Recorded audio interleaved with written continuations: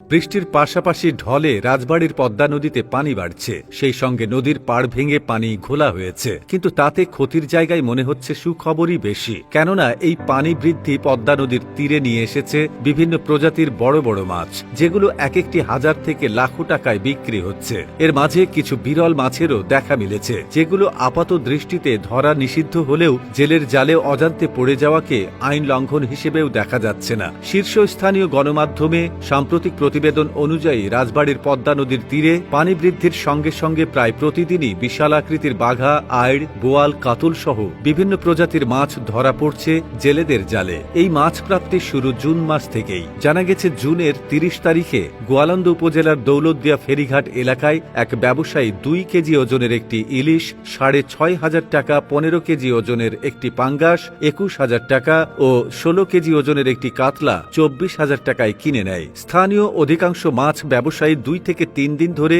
পদ্মা ও যমুনা নদীর তীরে বড় মাছ বেচাকেনা করছেন। সেইবার দৌলতদিয়া ঘাট এলাকার ব্যবসায়ী বলেছিলেন, নদীতে বর্তমানে পানি বাড়ার সঙ্গে সঙ্গে পাড় ভেঙে পানি ঘোলাটে হচ্ছে।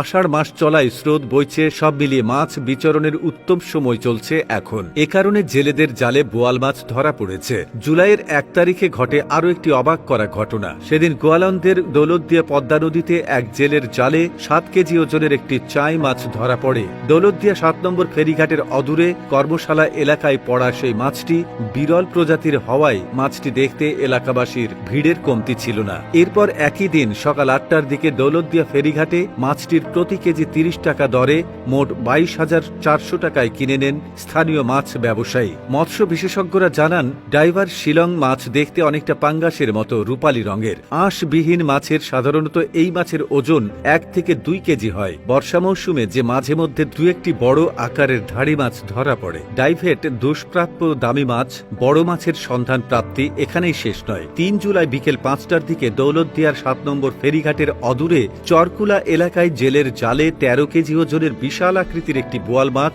ধরা পড়ে। এরপর সন্ধ্যা ৬টার দিকে দৌলতদিয়ায় আরও ১,৫২,২০০ টাকা দরে ২৮,৬০০ টাকায় কিনে নেন মাছ ব্যবসায়ী। ২,৩৫০ টাকা কেজি দরে ৩০,৫৫০ টাকায় ঢাকার এক ব্যবসায়ীর কাছে বিক্রি করেন। মাত্র একদিন যেতে না যেতেই ৪ জুলাই বিকেলে ১৩ কেজি ওজনের একটি কাতল মাছ জেলের জালে ধরা পড়ে। মাছটি উন্মুক্ত নিলামে ১৩০০ টাকা কেজি দরে ১৬,৯০০ টাকায় ক্রয় করেন মৎস্য আড়তের মালিক। তিনি একই দিনে এই মাছটি ১৪০০ টাকা প্রতি কেজি দরে বিক্রি করেন। একই দিন সকাল ৯টার দিকে দৌলতদিয়া ৫ নম্বর ফেরিঘাটের অদূরে জেলে সিরাজুলের জালে ২৫ কেজি ওজনের বিশাল আকৃতির বাঘা, আড় মাছ ধরা পড়ে। সকাল ১০টার দিকে দৌলতদিয়া ফেরিঘাটের আড়তে মাছটি নিয়ে আসলেও উন্মুক্ত নিলামে ১৩৫০ টাকা কেজি দরে ৩৪,৭৫০ টাকায় কিনে নেন স্থানীয় আরেক মাছ ব্যবসায়ী। ১৪০০ টাকা কেজি দরে ৩৫,০০০ টাকায় বিক্রি করেন এক ব্যবসায়ীর নিকট।